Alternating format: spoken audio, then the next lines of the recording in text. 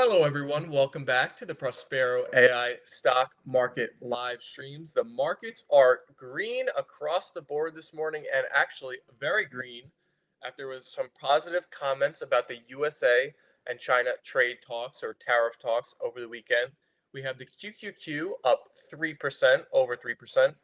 The SPY up over 2.5%, Dow Jones just under 2.5%, and the Russell approaching 3% on the day. Welcome in as everybody tunes into the stream. Make sure you guys are smashing that like button, please. It really helps the channel grow, the streams grow. So if you enjoy the content on our double weekly basis, make sure to hit that like button. Let's take a look at the beginning of the stream today at the QQQ and SPY net option sentiment in Prospero, which I was peeking at earlier and was looking pretty bullish, I think in the 50s. So let's double back in and look at it now. The SPY is at 51 and the QQQ is at 50. So yes, both are firmly in the bull range, which has been set at 40 for some time now. So things are looking good in the markets. We're going to be discussing today what we got over the weekend. So I'll ask George what his reaction to the updates we got about the tariffs between the USA and China, the net option sentiment we're seeing, the levels. Is it time to buy the laggards or short the rippers? So that's a question of how much faith do you have in the amount that we've rallied in a pretty quick amount of time now off the early April lows. We're just about a month from setting those super bearish levels. And a lot of really well-respected people came out on Wall Street and were talking about how they expected the market to be really bad. We talked about Steve Cohen, Druckenmiller, many more. Obviously, Buffett has a lot of cash right now. So, is there more pain ahead? We'll get into all of that. Then we're going to talk about this, really just this headline story of Trump getting a Qatar Air Force jet to be used as the Air Force One. Boeing is currently working on two planes that I think are supposed to be ready by 2027. But this is an interesting scenario that I don't think has ever happened in USA history before, where the Air Force One will be donated from another country for the USA to use. And then we also have a lot of Trump headlines today. Updates on drug stocks, where President Trump signed a bill for favored nation drug pricing. So it's expected that drug prices will come down, as much as like 70, 80% in some cases. I think a lot of the drug companies were reacting negatively this morning, but we were just looking at Eli Lilly before the stream and they were back in the green. Yeah, Eli Lilly up almost 3% on the day now. Let me look at some others. Pfizer, how they doing? Pfizer's green. AbbVie's green now too. So they're not reacting too harshly on that news. But what does it mean for them going forward? Now that they'll have to lower some of their drug pricing, it looks like. Then we have Apple. I got this topic from the Instagram account Wealth over the weekend. They were talking about how Apple is looking at releasing a foldable iPhone as soon as next year, kind of copying the Samsung and Android spin on the technology that they've done recently. And it could command as high as $2,500. So what do we think of this Apple product? Do we think it'll be successful or not? Then, if you guys were in our stream on Wednesday, we were going over the relationship between Microsoft and OpenAI and how it seems kind of strange. It almost seems a little bit combative for two companies that are, so hand in hand. And we got an update over the weekend about the structure of those two. OpenAI came out last week and said they were going to no longer pursue a for-profit business structure. So I have some updates to make on that coming out of Microsoft and OpenAI. I'll wait to give you the details until we discuss that story, though, later on. Then we have a stock joining the NASDAQ 100, a stock we don't cover too often, so I'm happy we got a story about it today because I think they're a popular stock amongst retail investors, and that would be Shopify. They're replacing MongoDB. So I want to ask George how he feels about Shopify and where does it fall for him amongst the landscapes of like fintech and e-commerce. So like SoFi, PayPal, Square, Mercado Libre, Amazon. Where does Shopify kind of fit in the mix of those companies? And then last but not least, we have a small cap stock up this morning over 700% at one point. I think I just looked before the stream, it was still up 400%. Kindly MD is up a ton after Trump crypto advisor David Bailey's company is merging with it called Nakamoto. So we will get into all of that.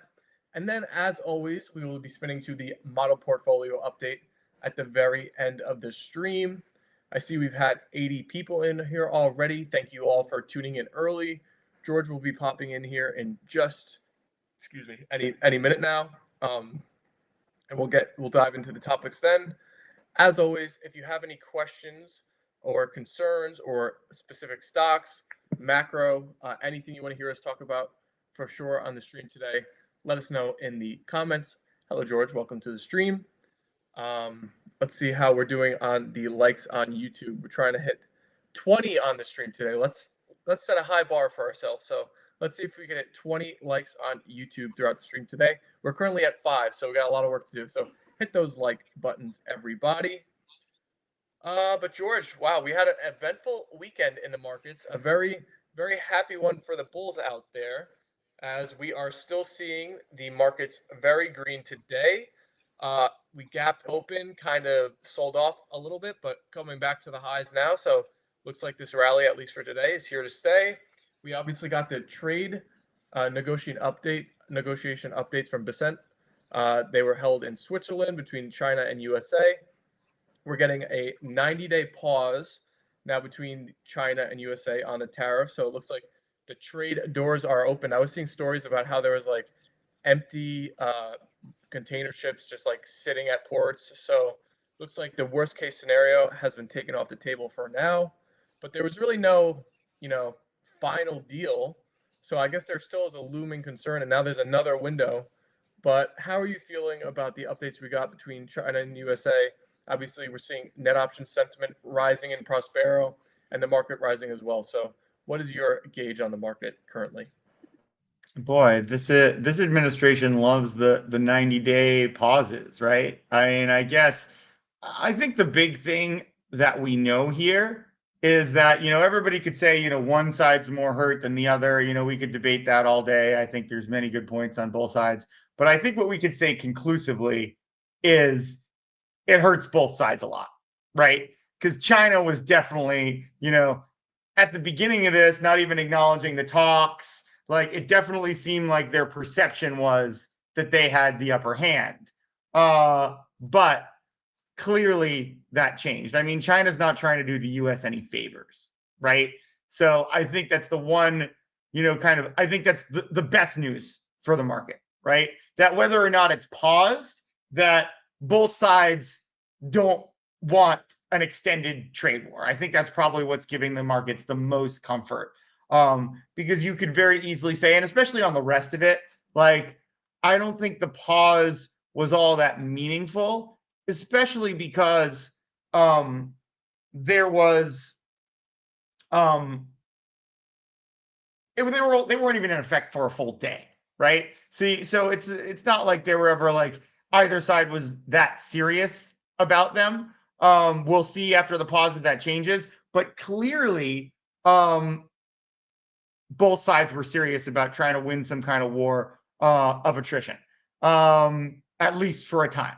I think now we're kind of like, I think we can be a little more comfortable that we're not going to have a trade war because of what we've seen there. And obviously the markets really like that idea that, okay, we don't think this is real policy. This is, more posturing.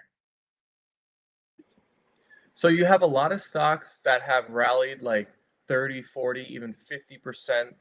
Some stocks up like over 10% today alone. Stuff like that got hit really hard. Like Trade Desk is up, 11% today, up 45% in a week, 60% in a month. Stocks like that, the growthier stocks of the market, are you gonna like look to be buying the laggards or selling the rippers or shorting the rippers? How do you feel? Where do we go from here now that we've kind of come off the low like pretty aggressively? How do you feel about the growthier side of the market? I mean, it's been so interesting, right? This up and down. And a lot of it, being based on, fear and if you look at, kind of the value in the market, earnings have been good. Like, if anything, the only concerning thing was guidance. Like, for the most part, earnings have been very good. Um, so I think especially around this, we said there needed to be a deal. There's definitely reason for every reason to be optimistic at this point. Granted, we don't know how it's ultimately going to go down, right? While both sides want to make a deal, it's possible they'll just be, off on things, and there'll be like bouts of, pain with coming back to the negotiating table. It's not over, it's just much more promising, mostly because of what I said, that both sides were clearly hurt. But yeah, I mean, if you look at the economy overall, I don't think Powell is going to put rate cuts on the table until he's much more sure that this is over. Um, but so I think that does chain it a little bit. I think what would really make the market run, obviously, is rates coming down. So I think it'll be a bit capped until this is resolved and rates come down. But yeah, there's no reason it doesn't have, like, I mean, assuming no bad news, I could easily see it running another 10% in the next week or two. Well, and with the market rallying, it kind of looks like in hindsight, maybe Powell was right to not cut rates. I know there was some pressure on him at the last meeting, but I don't see why the Fed would if the market's you know, headed to all-time highs again. And I think I saw them reporting today that that tool you always look at for like what's the odds that the Fed is going to cut rates in the future. I think it was pricing the first one now for the fall, so push back past even the summer. I have a question about, like, we got so many headlines from all of the respected voices on Wall Street coming out and being very bearish. We obviously went over the Steve Cohen comments, like, and you had it in a newsletter a while ago. My question is, were those people wrong, or do you think they're going to come out in the next several days, weeks, and they're going to say they had been buying the dip now that it's occurred, or do you think they're still in that bearish state where they think we could go back down to the lows? I mean, I don't think they were wrong, because it's not like we never had specific policy, right? It was just uncertainty that was driving it down. That's one thing. And also, like, it's the other point that we made in the letter, which is that, you know, Wall Street protects Wall Street, right? So even if they were completely off base and there wasn't any real uncertainty, we knew there was real uncertainty, right? So they had to react to the very real uncertainty. But even if, like, they had no ground to stand on, which they do, they would have been right, I think, especially in their own eyes, for the sense that they were trying to protect the market. And if they didn't, fight back, whether it be public statements or, shorting, making the problem worse, I mean, it's kind of funny the way Trump classified the whole situation as like people getting yippee, right? Because I think that was a gross miscalculation of like what actually happened. Yeah, some retail investors were getting yippee, and that's but like institutions were not yippee. They were bearish. They were trying to send a message that they weren't, they were not going to tolerate, the volatility, and they were just going to be like, okay, if we're not going to get any notice and you're basically going to completely control the market, we're going to choose the down direction because we have the power to do that. But yeah, I think they would have very much said that it was worth it, but there were definitely valid reasons because of the uncertainty. It wasn't policy moving it was uncertainty about where things were going. I feel like natural human instinct, like when people have seen their portfolios maybe like decline 10-20% and now rebound almost to probably back where they were, I feel like you want to protect those gains and you don't want to see yourself go back to the lows. So do you think it would be a good strategy here to like start adding a little SQQQ or some kind of hedge, like slowly averaging into that if you don't have any right now? Or do you think that obviously the signals are Yeah, good, so I the market mean, seems bullish? there's always um there's always an argument for that, right? There's always an argument to keep some, we call it insurance. There's always an argument. I mean, at any given time, and for those that read the paid investing letter, we always like have some like, okay, some nominal, like this is what you should be buying for your general insurance. So yeah, we always think that's a part of a healthy portfolio. But I would say, especially now, it's a part of a healthy portfolio, right? Um, with the fact that news can change the direction at a drop of a hat. Um, so yeah, I think that's always part of it, but I certainly don't think like betting against the market to go down is a good bet. Insurance is always a good bet. I'm not sure. Um, I'm not sure betting against the market right now is. So at some point when you were speaking right there, your camera got a little foggy and delayed. I'm not sure if it's my computer showing me that or if the chat could let us know if you're all seeing that right now. But just let us know in the comments if George's camera is looking a little blurry. Um, Oh, I will. My StreamYard says my connection is unstable, but I just ran like an internet speed test and I'm getting 700 megabits. So that's a bit odd. Let me just refresh and see if it says my connection is better. Okay, no problem. Just hang out with me for a second, everyone. George will be right back in here. That was our entire. Oh, George is back really quickly. Okay, let's see if this worked. Yes, it's looking better now. Connection warning.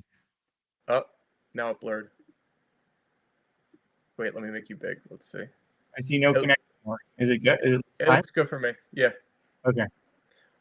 So moving on to the next topic I have, it's more of one of those flashy headline topics, but I thought it was interesting. So it was reported that Trump is set to receive a Qatar Air Force jet to be used as the Air Force One.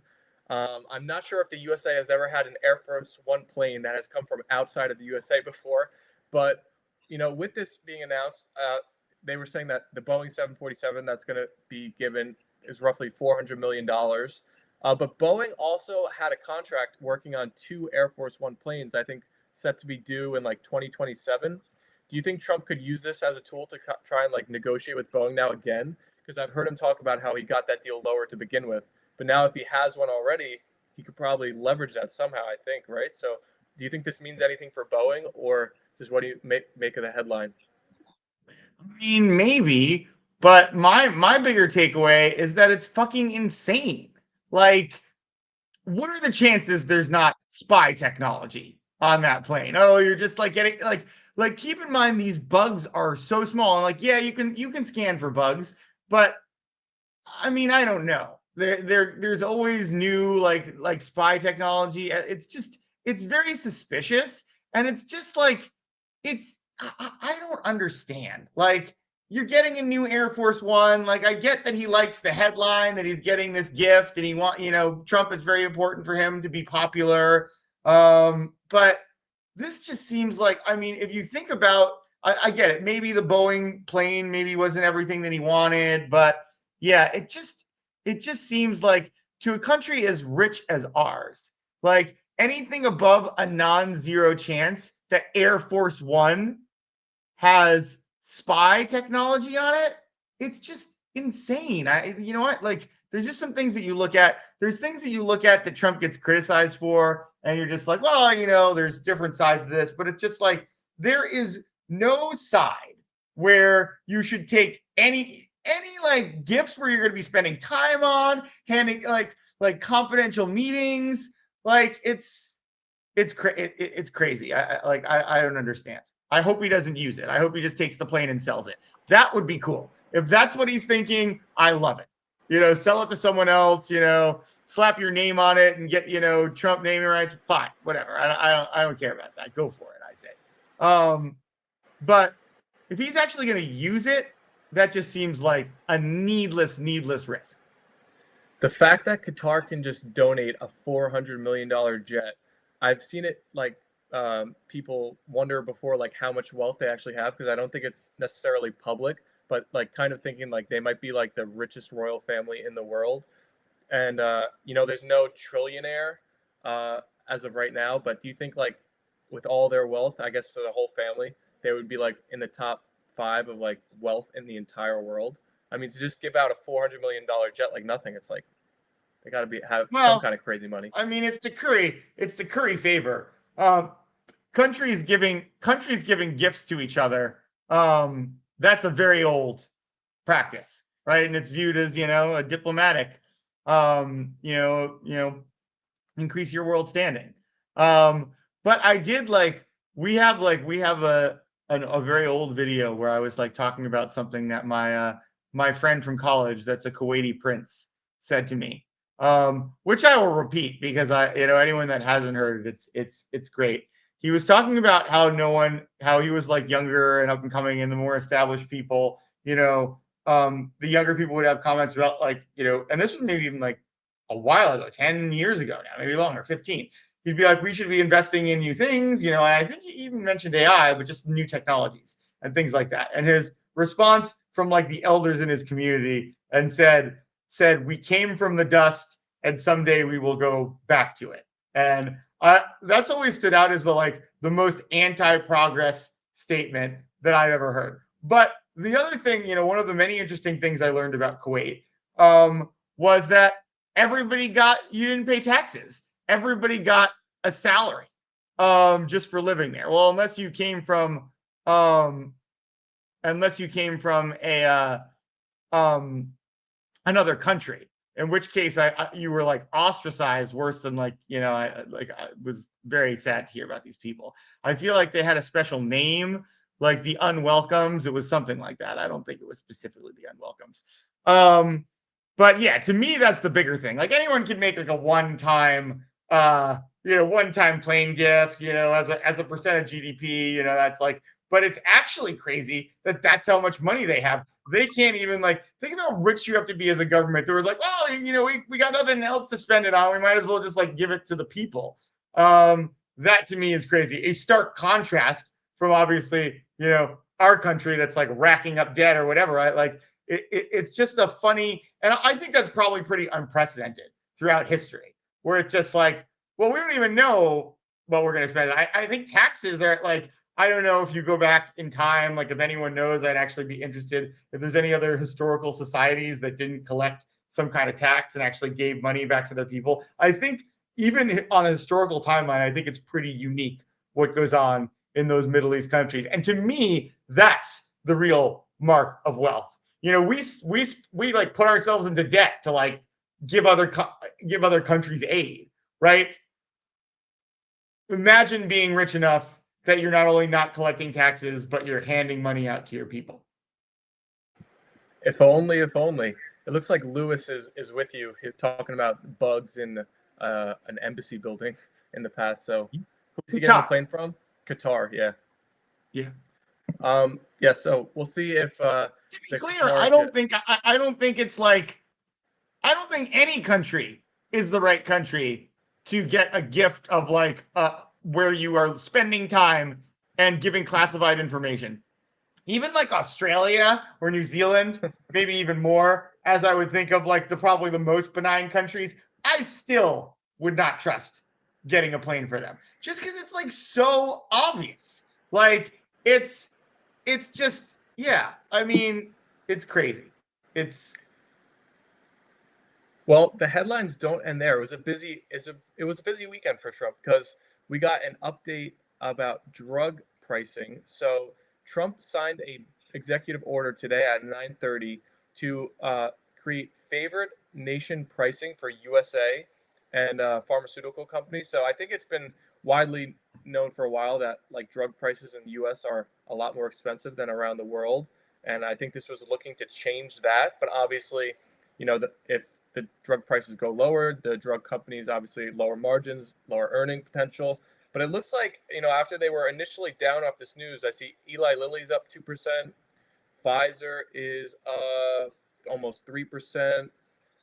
Let's see, any other big ones? Novo Nordisk, which is Ozempic, is up slightly. So looks like a lot of them are kind of recovering. Maybe they were pricing this in already, and now, now that the news is certain, maybe they're reacting to that. But how do you feel about this? Do you think?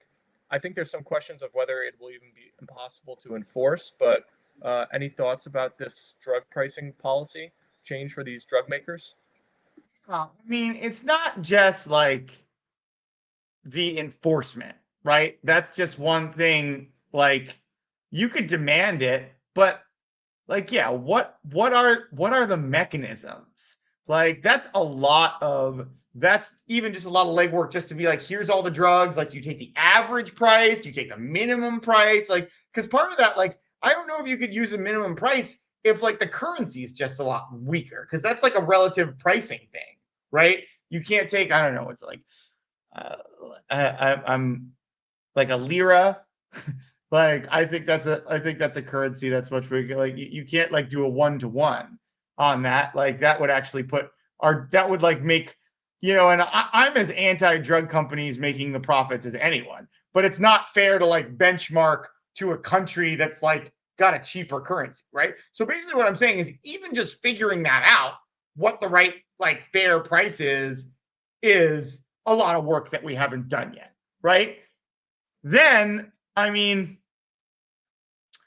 then I don't even know. Like, I don't. I mean, I imagine people would.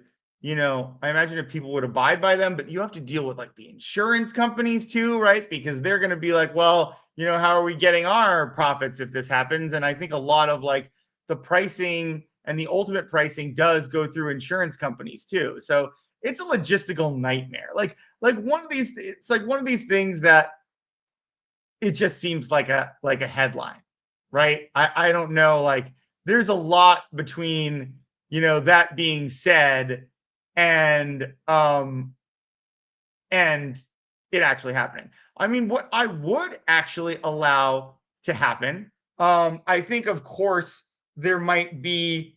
I mean, actually, this is just spitballing, a really good way to potentially bring more manufacturing into the country if you just said, okay, we'll let uh, we'll let foreign drug companies come in and undercut our own, and let people buy direct from them until you raise your prices. Like, that to me is a good free market solution. And it's like, we talk about this all the time, where it's just like, the US is not a free market. It's always like, we always say there's like, subsidies on oil, and there's plenty of socialism for businesses. There's just not socialism for people. But I would almost always advocate for the free market system over the legislative system, right? Because part of it is, okay, like, you let foreign countries come in and manufacture here. Then you get a real baseline for what it costs to import everything you do, because like some of your inputs might be coming from other countries that now have higher tariffs, or the labor here, it's different to just take a price and say you can match this, versus letting people start a practical business that competes. And I think that's like the big thing that I would always like to see more of, where it's just like actual letting the free market take care of these kinds of things. Well, say there is a scenario where, it just like the companies do have to charge the lowest price that they are charging around the world, right? If we just take that as like, say that's going to happen, does that make drug companies like instantly like a black swan event for them? Like, obviously, I think USA is probably the biggest share of revenue and market and earnings for a lot of these companies, especially the ones that are in the US stock market. So, like, I don't see how that would be beneficial for them unless they were able to raise the prices outside of the US to, you know, counterbalance. But it seems pretty negative. I mean, it's just a headline. I actually like, it's funny, a lot of breaking story, right? I just got this push notification that he's asking them to voluntarily lower their prices, but cited no obvious legal authority to mandate changes, right? So it's like, it's just a headline, right? It's like asking a company in late stage capitalism to like voluntarily lower their prices is like asking a kid if they'll give you their candy that you've already handed them, right? It's not going to happen. That's a nice line right there. That's going to make it short. Thank you, Lewis, for all your comments in the chat. We'd love to see some more voices join Lewis. If you have any thoughts about the topics we're discussing today, we're going to be going over to Apple, which I saw a story about them releasing a foldable iPhone as soon as next year, and it's reportedly going to be costing around 2,300, even possibly up to $2,500. Obviously, there's some other foldable not iPhones, smartphones on the market already. How do you think, this level of innovation we're seeing from Apple? How do you think that's going to be responded to by consumers and investors, George?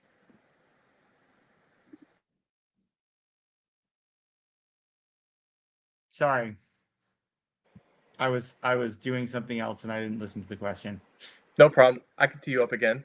So, Apple foldable iPhone coming to Oh, markets I got it. next year. Yeah. Yeah. Um, I think the funny thing about this is that um for a long time, we always talk about like Apple and innovation, right? And for a long time, it was always like, oh, like Samsung and General Android are like ripping off their features.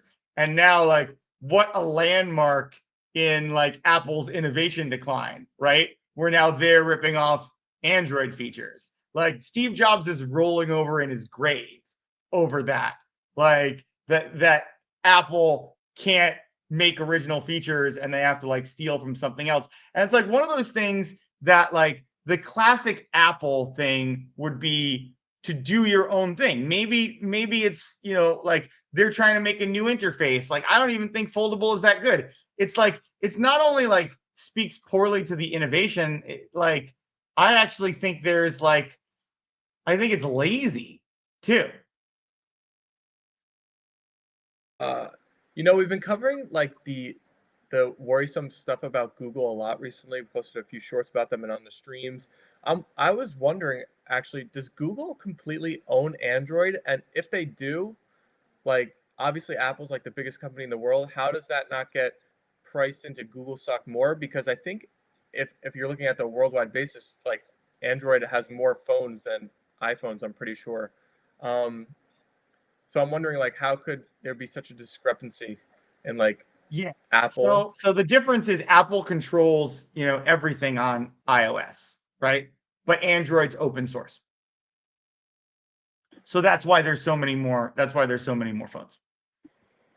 Gotcha. So that's because like Samsung like makes the phones and they just use the software of like Android. Is that like what you're saying Well, no, basically? I mean it's like so since it's open source, you can just grab the code and you can program on top of it, right?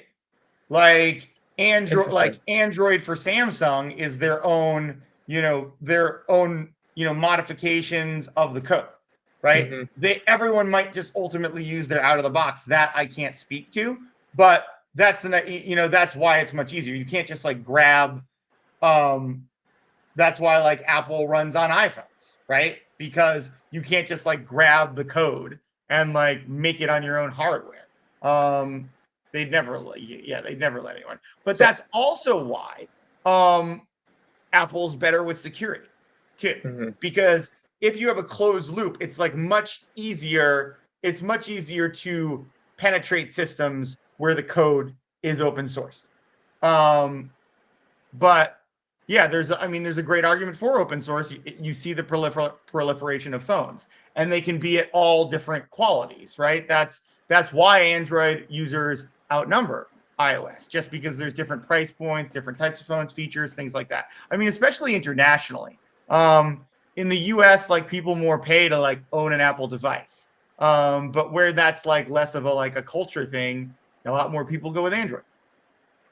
So I was gonna actually follow up on that because like I feel like the open source movement is so strong within AI right now. It seems like it's almost the preferred method of development. I don't know if you'd say that's true or not, but um, just on the case of Android and Apple, the respect you get from the markets and the multiple and I guess the amount that you can generate, monetarily from it, seems like the closed system is more from what you're saying. So, how do you think that will affect AI then, like open source versus closed, in terms of how you get valued in the markets?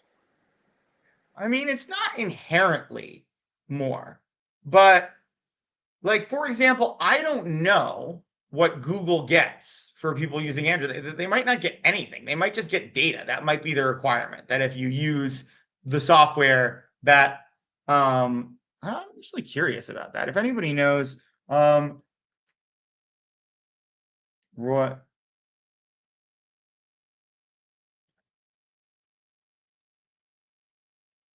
oh yeah, the apps. There you go. Of course. Yeah, but the actual phones they're not making any money on. So that's how they make money. I was like, no, they gotta be getting something. So that makes a lot of sense. I mean, obviously that's Apple makes a ton on that too. Okay, so they basically just Oh, own the and this App is an Store. interesting fact. Google is willing to pay original equipment manufacturers to pre-install certain apps. So yeah, they're actually they're losing money. I mean, they're putting money in to the when phones get sold. They start in the negative. That's why like YouTube and like whatever some other apps that I guess Google has come on when you get a phone. They're on there to begin with. I think even maybe on iPhones, Google might pay for that to be the case. Lewis, I think part of Apple is just being in their system. Like I'll admit, my first like smartphone was a Google smartphone, and I there were just like interaction points with the Apple one that were just a little different. I'm not sure if it was a green text back then, but there was little interaction points, and I ended up like switching, or maybe I was just like everybody has an iPhone, I'm gonna get it was just too much groupthink. But I will say now, like I think once you're used to Apple's um kind of design principles, it's harder. Like when I use another thing, another device, it's less intuitive, and I think that's the big thing. I can't, no matter how much like better the objective features are. I think the more you're in like the Apple system, the more it's just easy for you to use that versus anything else. Not, I think, any kind of inherent usability other than that. I think it's almost impossible to switch. Like they have like I use that Apple Passkey thing. Like I would not want to have to go through the hassle of like every single account I have that I have no idea what the password even is because Apple just plugs it in for me, you know? Like I don't want to have to switch and lose all that and all the other stuff. It's like once you're in that ecosystem, I feel like they have me at least. I'm not looking to switch unless, Apple falls off a cliff in terms of technology, I guess. It's a culture. You're stuck in there, said Lewis. I guess. Yeah. I saw this interesting headline over the weekend because we discussed the relationship between OpenAI and Microsoft on last Wednesday's stream and how it's kind of a little bit combative almost at the moment. It doesn't seem like they're so hand in hand. So there was updates. There's a renegotiation going on between OpenAI and Microsoft that will now allow OpenAI to pursue an initial public offering or IPO. So it looks like they might be a stock on their own right one day. And what Microsoft's looking to get out of this is they're even willing to lower their equity stake in OpenAI, but they want access to the technology beyond the current 2030 cutoff. So how do you like this deal from Microsoft's end, OpenAI's end? And the thing that kind of led this all off was OpenAI coming out and saying that they were no longer going to pursue a for-profit business structure. But now, if they're going to IPO, I feel like that's kind of the same thing in different language, I guess. So, what does it all mean, George? Yeah, I don't like I honestly don't know how that works. Like I don't think like can you IPO a nonprofit? Oh, Warren Buffett says yes. That's interesting. Why would you ever want to invest in a nonprofit company though? Don't they not Yeah, like? like there's never going to be any EPS. Yeah, Wait, that doesn't make any sense. I mean, I guess you could, but if you're never, I mean, I guess, yeah, there's no profits for the shareholders, but I mean, I guess it's more about like perceived value at the end of the day. Like, yeah, I mean, that would work. There wouldn't be any like traditional value metrics around it, but it's all about perceived value. that would be super weird though. Like Well, could they do something where, like, if they pay out like a massive dividend, they just pay out all of their what would be EPS to shareholders? Could they do something like that, or buybacks of the stock, or anything? But it would be weird seeing their earnings, and it's like every quarter it's like 000 for EPS, or even negative, I guess. But I mean, I don't know. I think a dividend has to be paid out of profits or like retained earnings. I don't think you could pay it out. Um, I'm not sure. There's a lot of interesting questions here, but I like dividends or profit shares. Um, that's another good where the got some good Googles here. Can a nonprofit pay dividends? Yeah. Nonprofit corporations neither issue shares nor pay dividends. No part of the income may be distributed to its members, directors, or officers. But it says they can't issue shares either. So yeah, some conflicting information between legalfilings.com and Warren Buffett. Lewis said it's like crypto, which I guess is an interesting point, kind of. The fact that cryptos don't really have EPSs, most of them. Not every stock pays dividends. I mean, I mean, Amazon wasn't profitable forever. They were just using their money on like R&D. So yeah, I mean, it's not even really a requirement that you're profitable to be to be an expensive stock, like as long as you're growing. Um, but yeah, there's no rules around that. And I mean, that's what's kind of funny about like a nonprofit at the end of the day, because you could be a nonprofit where you pay like all of your officers and directors like $5 million salaries a year, and then there'd be like no profits technically. But all this stuff is just moving. It's always moving things around, and how you're valued. I mean, a lot of companies, like there's plenty of companies that even when they have excess cash, they'll buy back stock. They won't pay dividends. There's lots of different ways you can add to the value, the perceived value of your company. Like me, I actually don't. It's not a deal breaker for me, but generally I don't like dividend based stocks because it's kind of similar to what we say with GameStop and buying cryptocurrency, where it's just like, I want a business I invest in to have good ideas for growth that they want to invest in.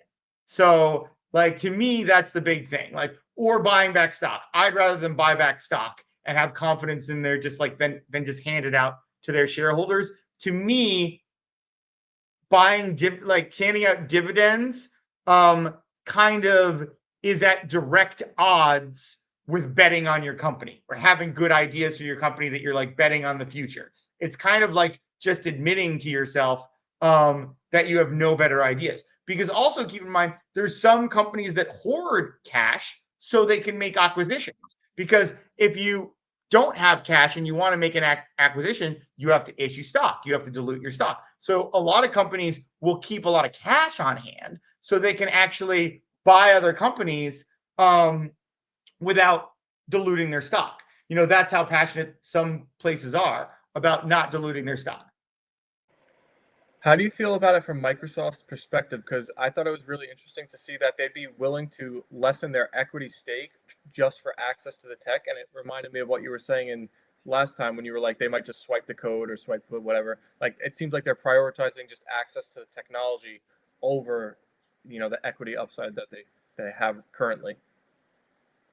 Yeah. I mean, that's also a choice too. Like there's a lot of different strategies. Look at Meta and their open source movement, right? PyTorch, Llama, those are both, I'm sure, were very expensive to build and expensive to maintain.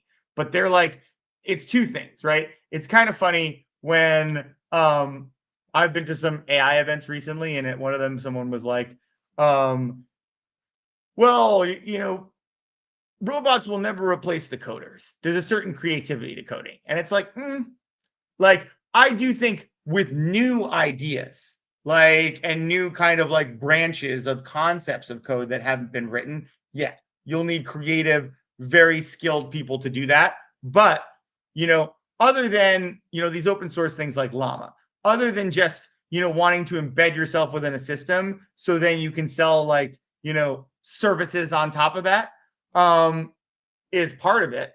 But the other part is all these places are trying to absorb the code, right?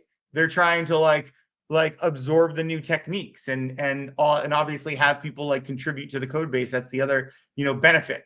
But the more code you have and the more like creative people building new code that interacts with your system, the more the system is going to be able to understand how to kind of duplicate that, creativity. And I put it in quotes because, I think something is kind of creative the first time, but when you're kind of like repackaging and combining things in different ways, that's like, I think there's a lot of, great coders, that wouldn't have any idea how to come up with like a new framework to solve a problem, but they're very good at combining existing frameworks. Lots of coders do that and do that well and are probably viewed as like very skilled, even though they don't have too many original ideas of their own, and a computer is just going to be able to do that better. So I want to get to Shopify because it was just announced that they are going to be added into the Nasdaq 100 index starting May 19th, so a week from today. They will be replacing MongoDB. I feel like Shopify is a pretty popular retail stock that we don't talk about much. I'm wondering like where does it really fall? Is it like in the fintech like Square, SoFi, PayPal, or is it like e-commerce like Mercado Libre, Amazon? Where does Shopify kind of fit in your mind amongst that kind of sector of the market? I mean, I don't know. They're like, what's good about them is they they're like infrastructure, right? Infrastructure is a very like, if you can get yourself in as infrastructure, that's a really good moat for your business. Um, just because, I mean, and you can kind of even you can compare that to Mongo, right? Mongo, like very, there was a time that it was like a really up and coming database. But if you're a database, um, it's there's other ones that can come along. Maybe there are switching costs to a database for sure. But new ones are always coming along for something like that. And like I think a business like Shopify, there's not necessarily as much upside, especially if you're going to be spending a bunch of money to try and steal, kind of like lower ticket clients away. So once you like storm that ground and grab it, it's like it's not the most attractive business to come in and be like, oh, we're going to spend a bunch of money to compete with Shopify when there's already like so many individuals using it versus like, Mongo. Not only do they have a free product, and then they kind of like scale you up to their paid ones, but it's B2B, right? Anything that can have like, everyday people using it, that's a much harder customer base to compete with. So their business has a better moat. And that's what it's always about. You see Mongo falling off, because they're like that's not a great. It's hard to have a big moat in that business, but there's no better moat than a huge number of people, right? It's like we're talking about with Apple, right? There's so many people that just buy Apple products. Like no matter how much better Android may be, like to break all of these individuals away from that comfort zone is hard. It's easier for companies to switch. It's really interesting that you were talking about moats because my question was going to be, we've highlighted the impact that AI could have on some of the Mag 7 stocks, the competition, the upstarts. Do you think Shopify could have some of the same kind of risks to them if a AI upstart, uses their tech, whatever advanced tech to create something similar? Do you think that stock and similar stocks like it, e-commerce stocks, or where does the line end where AI could like, com- have a competitive And risk that's for like technology companies? that's definitely an interesting angle. Um, because in that sense, if AI is replacing businesses, Mongo might have a better moat than Shopify, right? Because that's the other side. If your product is like relatively simple, you're at a bigger risk of AI. But who knows? Who knows how long until AI will be able to I don't. It's an interesting question, right? Whereas it's just like how long until, because it's about people, right? How long until people are really comfortable switching, and all these Shopify people have small businesses, right? I think people are just kind of more comfortable with traditional businesses, like I'd say older generations especially, where you're just like, oh, like I'm dealing with a company, I know how they work. There's a lot of like people working there. Although Shopify has like a lot of automations, it's still like, people, right? If like there's one of these companies that may have very few employees and is just like highly automated, like I'm not sure how many people are ready, even like we're talking about, if that's a better product, to be like, oh, I'm just ready to like hand over all of it to a computer. Because there's some people that actually still say, want that, like, things like a more human touch, customer service, things like that. So we have one more topic to get into today, but let me first thank everybody for coming and watching the stream. Thank you for the activity in the comments. Send us those likes if you enjoyed the topics so far, and hit that subscribe button on YouTube. Follow on Twitter. I want to get into this stock, Kindly MD, because it was up over 700% this morning, George. But let me look live to see if it has changed at all. Obviously, with that much volatility, a lot can happen. So let me get a live look. It is currently up 260%. So a big fading throughout the day so far. Super small cap company, but it was announced that Trump's crypto advisor, David Bailey's Bitcoin investment company called Nakamoto, is going to be acquiring Kindly MD. But it's a really weird acquisition because this company is built its brand around combating opioid addiction and holistic health services. So it's not really in the crypto space right now. Um, when you see a small cap stock move to this much, like 700%, I think we could just broaden out the topic here and be like, how would you handle that if you were either if you had FOMO as an investor, if you weren't in it, or if you were already a shareholder? How would you kind of go about managing your position there? I think either one is the same answer, where it's just like, I say this about like the GameStop AMC thing a decent amount, because I really like to drill it into people. Like when we have these like big risers, especially like short squeeze or whatever, like I actually see retail investors that are greedier than any hedge fund person I've ever known, because it goes up 1,000% and they want 10,000%. And like that's the kind of thing you get. So my very simple answer for this is, if you're lucky enough to get a, a 700% gain, sell most of your stock, right? Sell all of it. And if you want to burn 5% of that gain, 10% of that gain on buying like call options, or if there's not call options, stay in some of it. But greed is actually a bigger problem, I think, for retail investors than it is for hedge fund people in terms of how they manage their positions. I should be more specific about that, right? People in the hedge fund, it's hedged for a reason. They're managing risk. Retail investors, by and large, do not manage risk very well. So, like, my actual answer is like, I'd actually have sold a good part of my position before it got to 700%. But if you're lucky enough to get a 700% gain, sell most of your position, take that, try to find the next big gainer, right? And I'll be more specific. Let's say you have that 700% gain. I would take 50% of that, of the gain, and put it into a dividend ETF, Vanguard total return, something like that. Then, spend 40% on, try and spread it out among maybe 4 other 10% each high potential stocks, right? Let it ride that much, and you can keep about 10% in, right? That's how you really build wealth, right?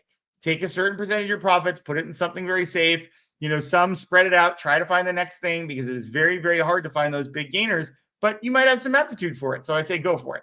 Like what I might do is put like 20% in high potential, like maybe smaller cap, but and then 20% more like blue chip growth. And yeah, that's how you should be. I would say even if you have 100% profit, you should really be thinking about that. Maybe not sell 90%, maybe sell 70%, hold on to another 20 and wait for it. But like, yeah, that's the biggest thing that retail investors get wrong. They don't take profits enough. So it'll be interesting to see what you do in the model portfolio then, because I think you'll have some profits after the green open we had. Uh, it's time to switch over there.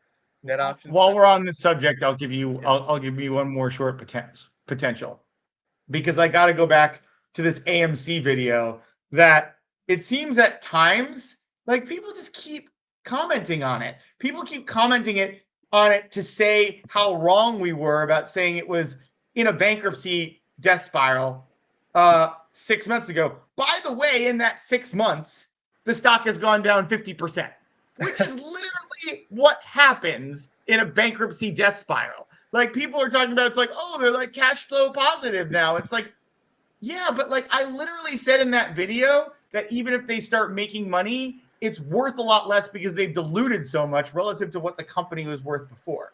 It's like these AMC people are absolutely insane. And they're so proudly wrong, too. I don't know how someone could possibly look at a video of someone saying something was in trouble and bankruptcy trouble and have the stock go down 50% and then come to tell that person that they were wrong. It is absolutely like you AMC people are absolutely insane. And maybe learn a little bit more about the market as a whole. I'll just give you a little hack. When a stock goes down 50% in 6 months, I mean, especially like that's after it went down 90% in a couple of years before that or whatever, right? That's not a good thing. And like you could say it was manipulation all you want. It's not enough to make the stock go down that much. Nobody at this point, you AMC people are the only people that care about AMC that much. Institutions have much better things to do than continue to short a stock just to stick it to you when it's already been down 90, I don't know, from the highs, I mean, maybe like 95%. Like, I got news for you. It's already been stuck to you. You've been stuck good. They don't care anymore. It's not a battle. It's only a battle for you. Put your money in something else. Actually, and one more thing.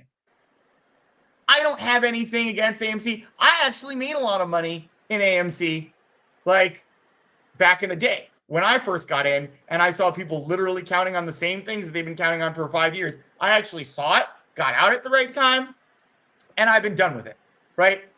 I don't care about whether the stock goes up or down. I care about if people make money. I want people to make money in the markets. I want them to manage risk well. It's insane.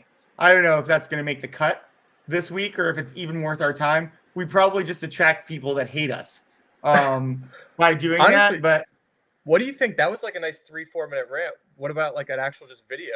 Like I think the whole thing was kind of good on YouTube. yeah. I mean, we might as well. I mean, what I wonder about that is like if we're just like attracting people that are gonna like review our app bad or anything like that because those people are they're very vengeful. True. It's kind of funny. They're kind of what they accuse the hedge funds of being, even in that respect.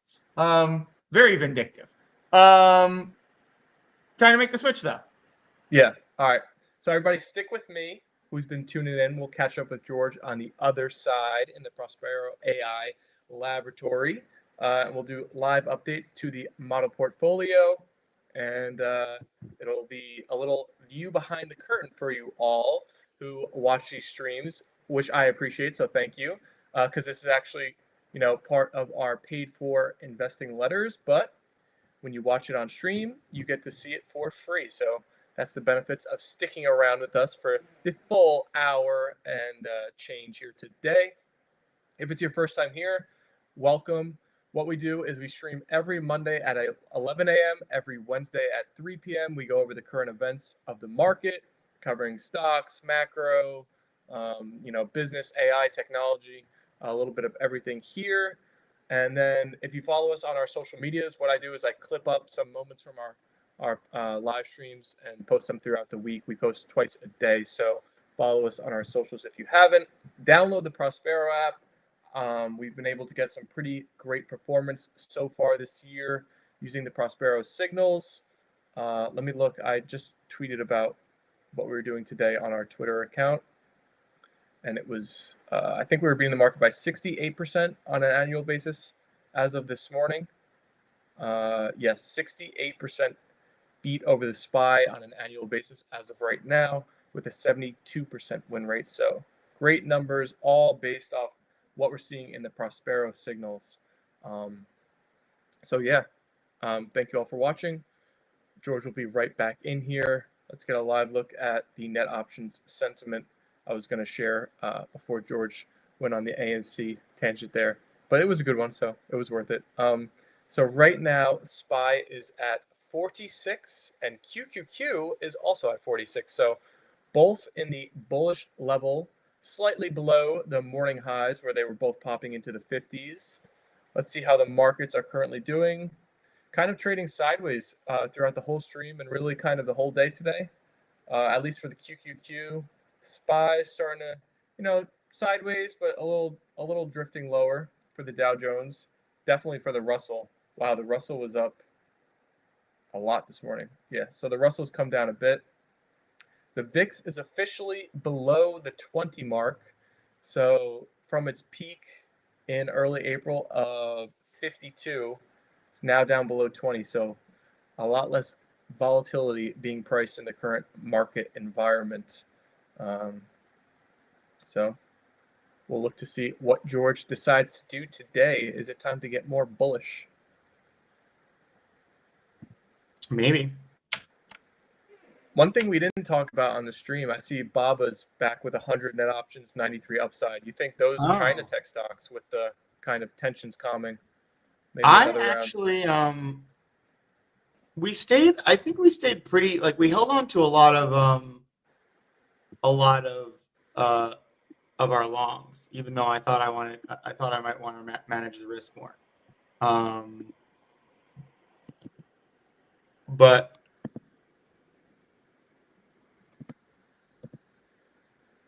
let's see what we got going here. So the current SPY and QQQ both have 46 net option sentiment.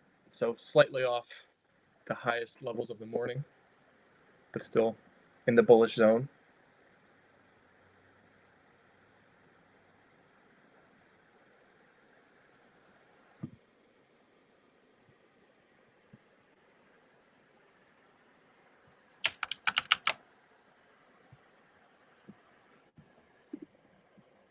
Oh,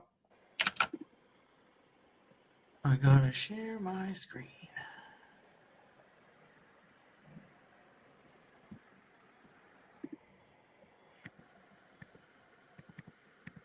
Okay.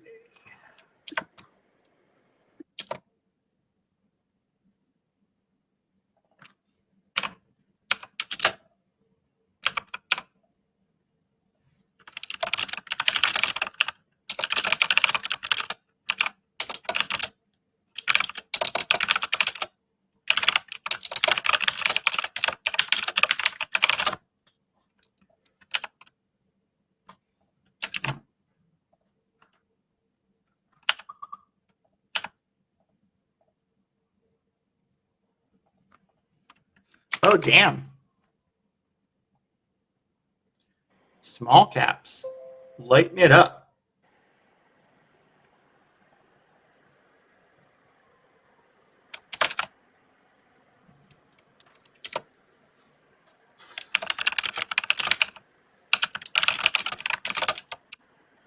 QQQ, SPY, and Dow Jones are now all within like 1% of being green on the year. Just feels kind of crazy.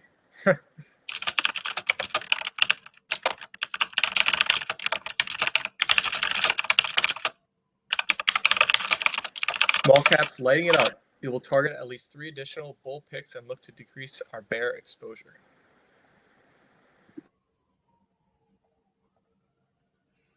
consumer discretionary.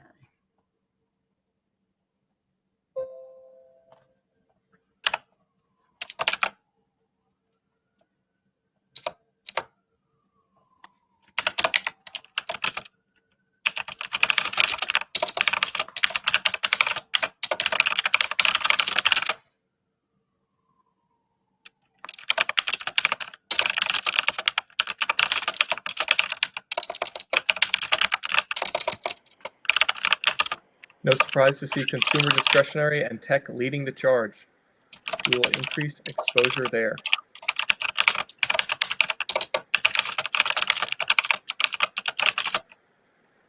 Utilities and consumer defensive are the bear targets.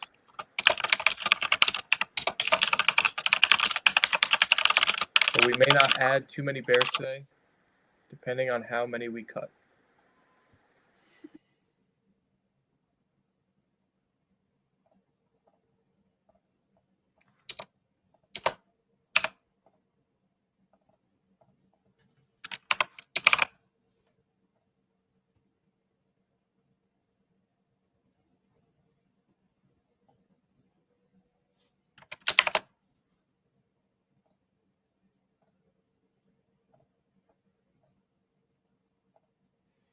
Okay, now let's get this, and then we need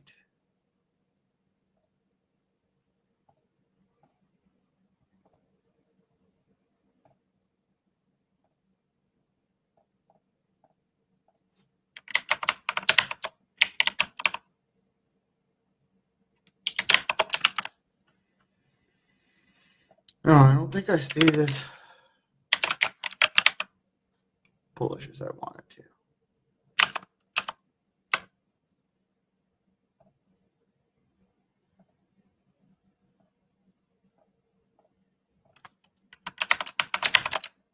Oh yeah, definitely not as bullish as I wanted to. Oh well.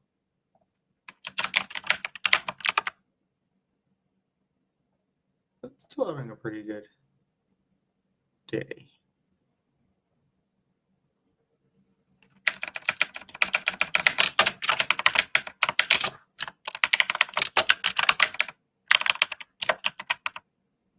Oh, TQQQ at the top. Not a surprise. And VOO. VOO has been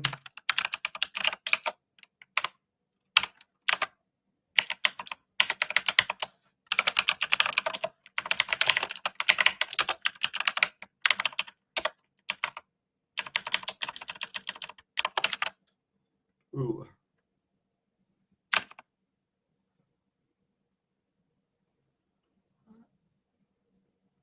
That's a lot. We might end up adding shorts today after all.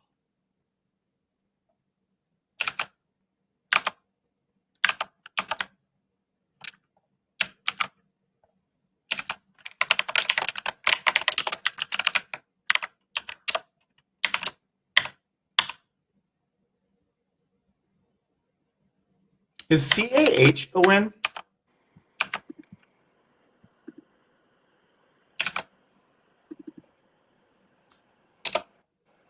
Let me give that a look.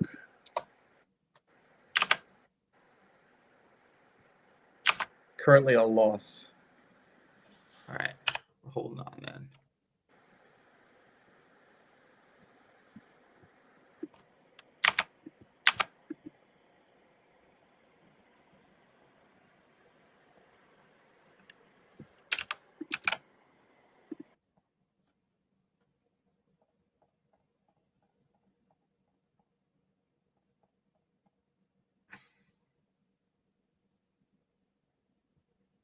Mhm.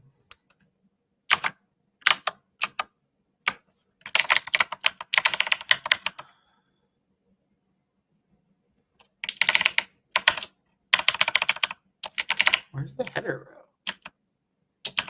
Odd. I'm going to delete VOO, but I think I'm actually going to add GQQQ.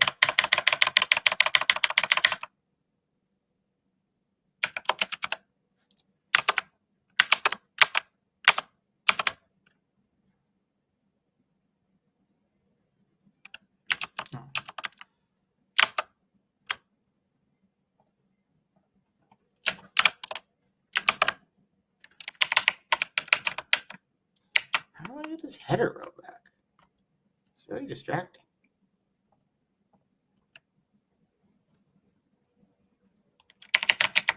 I think I could do it without it. I kind of know what everyone is. Everything is. It's just like disconcerting.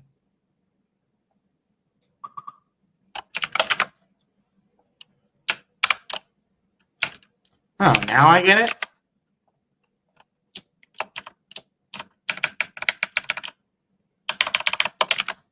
Now it's just getting annoying. Okay. Let's get these bears.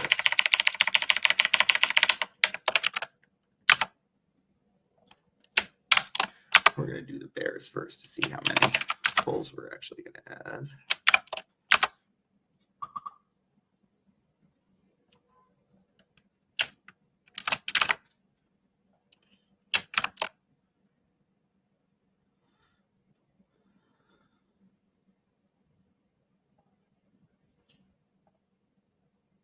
I think we have an open LNTH, right?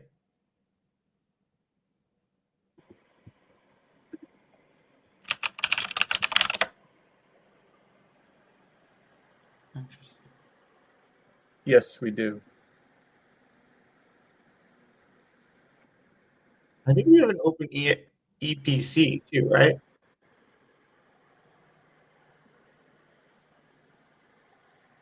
Yes. We'll double up.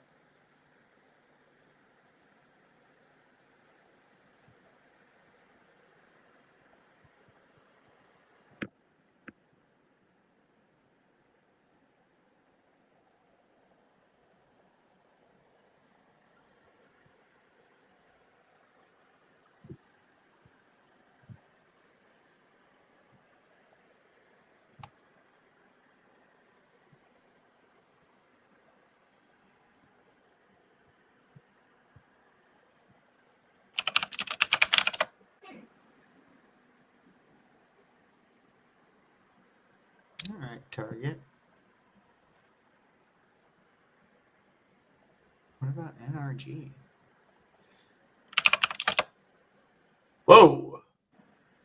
What's going on with NRG?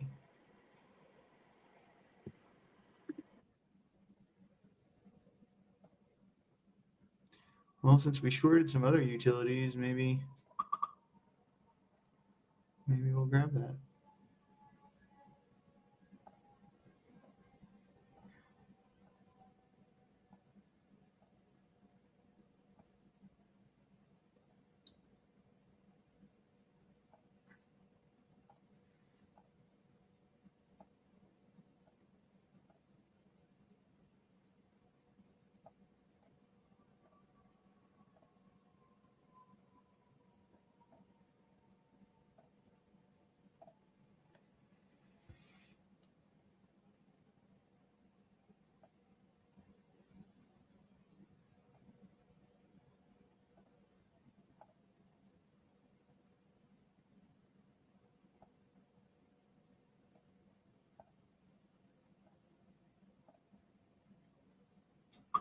All right, loading up on tech.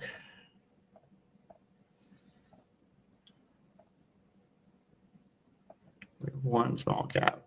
Oh, we'll count this as. So we need two more, and then I also want a. How many tech do we have? 1, 2,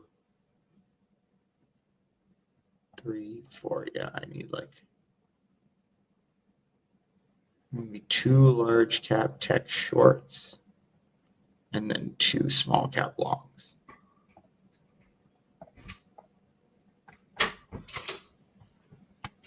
No, this isn't gonna.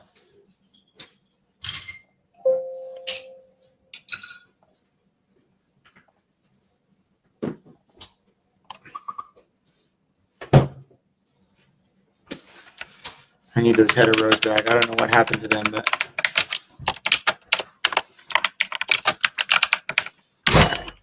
First, let's do the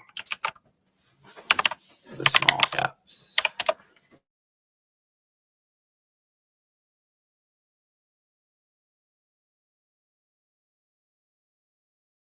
think that's 2 billion. Yeah. Greater than 60. Not that many choices.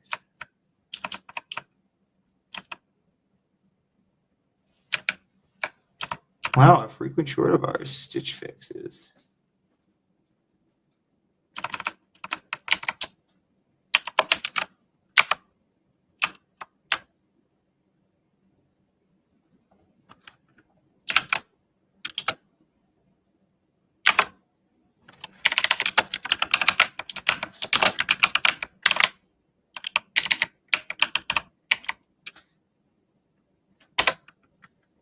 Let's do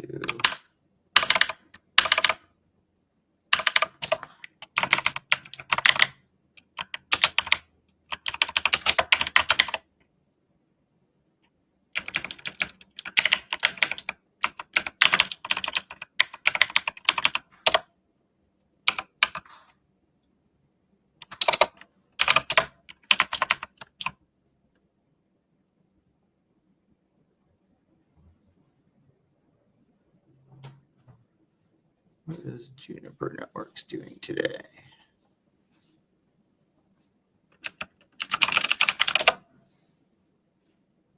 Lagging, okay.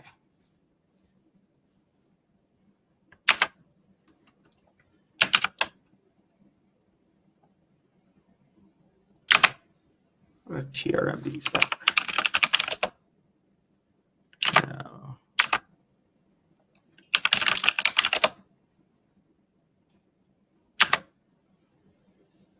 It's 41. I don't really.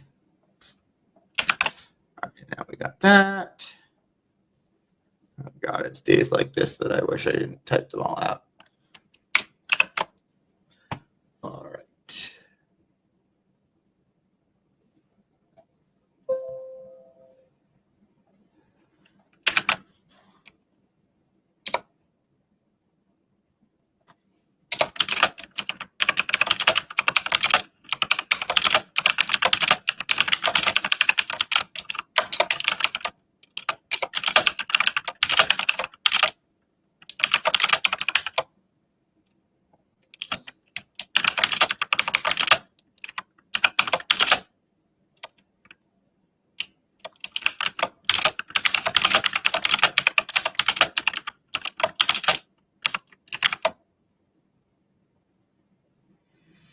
Okay.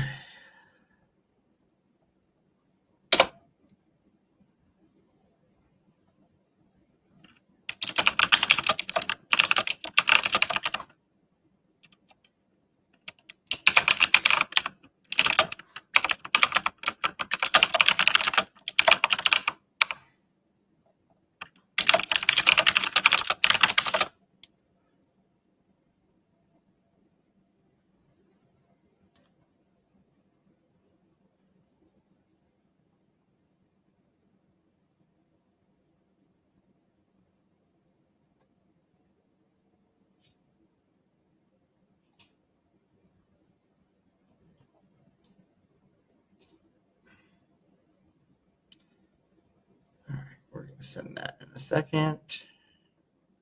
And then I just want to check on.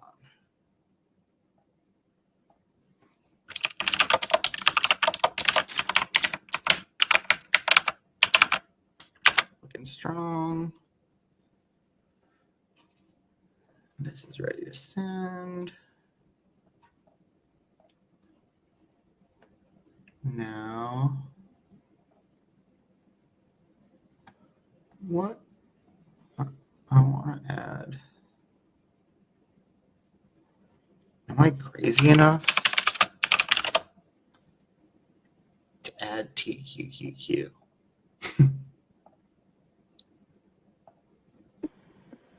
There might be some people watching. I think that's kind of like the opposite of SQQQ, right? Yeah, I think I am.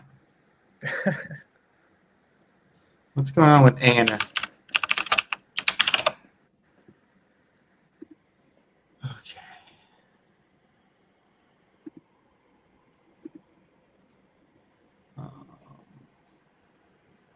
Okay, so add TQQQ.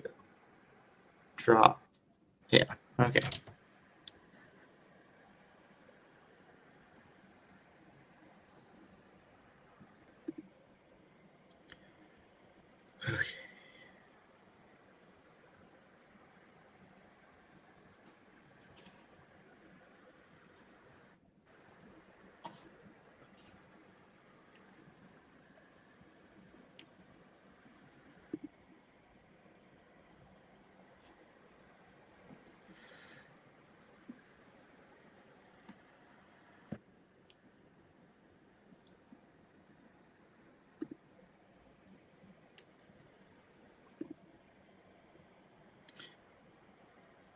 This is the first time I've ever added TQQQ in the investing or any inverse ETF in the investing portfolio, I believe, or any levered, I should say.